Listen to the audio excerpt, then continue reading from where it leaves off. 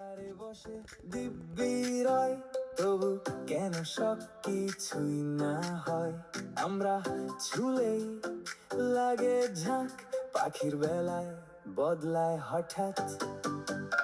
বিদ্যুৎ সব সময় চলতে চায় এক জায়গা থেকে আরেক জায়গায়, আর সবচেয়ে সহজ পথ পেলে সেই পথ ধরেই ছুটে চলে।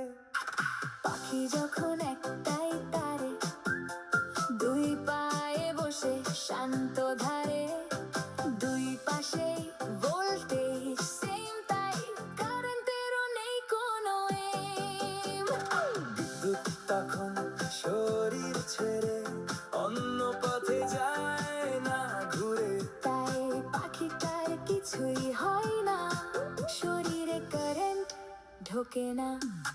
কিন্তু যদি দুইটা তার একসাথে ছয় কোনো বার, তখনই তৈরি হয় পথ, সবটা লাগে সাথে সাথে রাত।